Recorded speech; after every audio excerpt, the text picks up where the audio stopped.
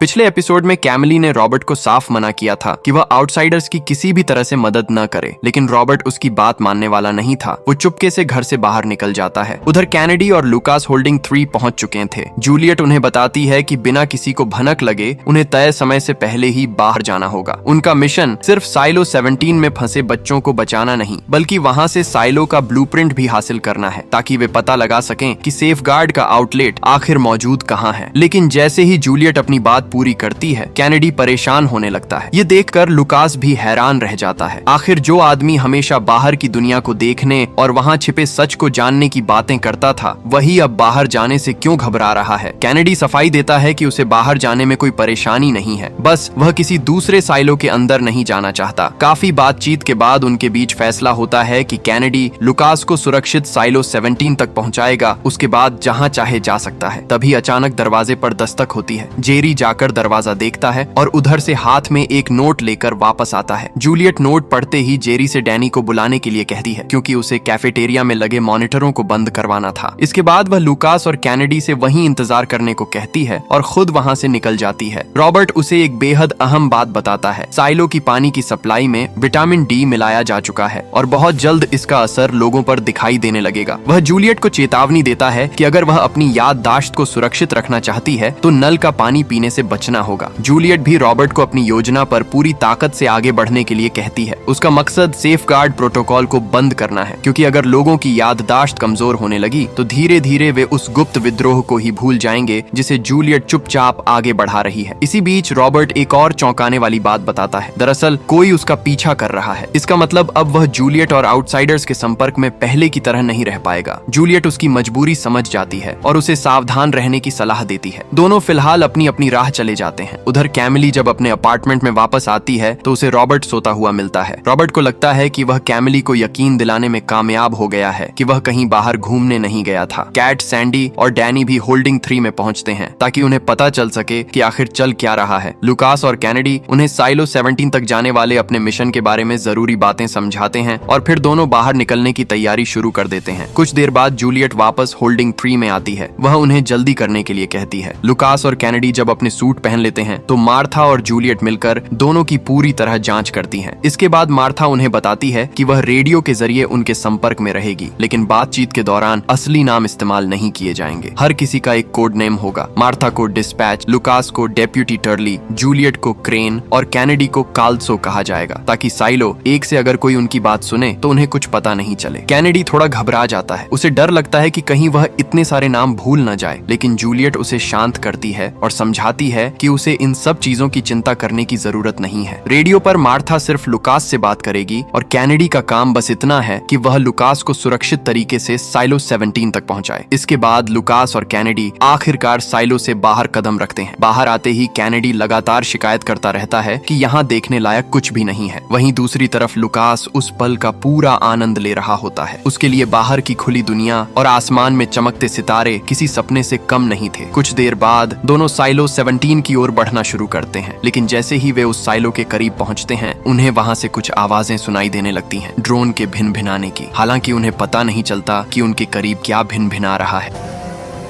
इससे पहले कि लुकास और कैनेडी आवाज का स्रोत समझ पाते, अचानक उन पर गोलियां चलने लगती हैं। इसी के साथ उनका रेडियो संपर्क भी कट जाता है। होल्डिंग 3 में मौजूद सभी लोग घबरा जाते हैं। सबसे ज्यादा चिंता जूलियट को होती है, क्योंकि वह खुद पहले साइलो 17 तक जा चुकी थी और तब उसे रास्ते में किसी हथियार या हमले का सामना नहीं करना पड़ा था। उधर कैमिली वॉल्ट पहुंचती है। वहां मौजूद एल्गोरिदम उसे बताता है कि लुकास और कैनेडी को न्यूट्रलाइज कर दिया गया है। कैमिली तुरंत सवाल करती है कि आखिर दोनों के साथ हुआ क्या है। इसके जवाब में एल्गोरिदम जूलियट के हेलमेट कैम की वह फुटेज की असल जानकारी देता है कि उसे एडिट करके दिखाया गया था। फिर वह कैमिली से पूछता है कि उसे उस फुटेज में क्या दिखाई दिया था। कैमिली बताती है कि वहां हर तरफ लाशें पड़ी हुई थीं। इससे साफ संकेत मिलता है कि साइलो 17 के बाहर पहले भी कुछ बेहद भयानक हो चुका था। वहां के लोग कुछ समय के लिए सेफगार्ड प्रोटोकॉल को बंद करने में कामयाब हो गए थे। एल्गोरिदम चाहता था कि जूलियट इस बात को समझे कि सेफगार्ड प्रोटोकॉल को बंद करने की उसकी योजना ज्यादा देर तक काम नहीं करेगी। इसीलिए उसने लुकास और कैनेडी को बाहर जाने दिया ताकि उनकी मौत के जरिए जूलियट को यह बात समझाया जा सके। असल में सेफगार्ड बंद करने के कुछ समय बाद बैकअप सेफगार्ड प्रोटोकॉल अपने आप सक्रिय हो जाएगा और साइलो की व्यवस्था को बदलने या उसके खिलाफ जाने की कोशिश करने वाले हर व्यक्ति का सफाया कर देगा। इसके लिए ड्रोन पर लगी बंदूकों जैसी किसी घातक व्यवस्था का इस्तेमाल किया जाएगा। इसी वजह से एल्गोरिदम अब कैमिली को जूलियट से बात करने और उसे साइलो 17 जाने की अपनी योजना छोड़ने के लिए कहता है। उसे डर है कि अगर जूलियट सेफगार्ड प्रोटोकॉल को रोकने का तरीका खोजने में कामयाब नहीं हुई तो इसका नतीजा पूरे साइलो के लिए विनाशकारी हो सकता है। कैमिली जब जूलियट से मिलने पहुंचती है तो उसकी कमर पर बंदूक साफ नजर आ रही होती है। इससे अंदाजा लगाया जा सकता है कि एल्गोरिदम ने उसे एक और आदेश दिया है। अगर जूलियट लुकास और कैनेडी की मौत के बाद भी साइलो 17 तक पहुंचने की कोशिश जारी रखती है तो उसे मार देना। हालांकि जूलियट भी पूरी तरह तैयार होकर आई है। उसके हाथ में भी बंदूक है क्योंकि उसे शक है कि कैमिली शायद सिर्फ बच्चों को बचाने की कोशिश नाकाम होने की बात कहकर उसे रोकने नहीं आई है। जूलियट पहले कैमिली को यकीन दिलाती है कि उसका मकसद सिर्फ साइलो 17 में फंसे बच्चों को बचाना था। यानी कैमिल को भरोसा हो जाता है कि वो सेफगार्ड प्रोटोकॉल के लिए खतरा नहीं है। तभी जूलियट पूछती है कि आखिर ऐसी क्या बात हुई जिसने उसे उसके सामने बंदूक लेकर आने पर मजबूर कर दिया। कैमिली बताती है कि लुकास और कैनेडी की मौत उनके सूट में आई खराबी की वजह से हुई। उसके मुताबिक अगर जूलियट ने जल्दबाजी में उन्हें अंधेरा होने से पहले बाहर भेजने का फैसला न लिया होता तो शायद दोनों की जान बच सकती थी। लेकिन जूलियट तुरंत जवाब देती है कि उन्हें भेजने से पहले बुलेट प्रूफ सूट बनाना चाहिए था। असल में मार्था ने रेडियो पर गोली चलने और लुकास और कैनेडी की चीखें साफ तौर पर सुनी थी।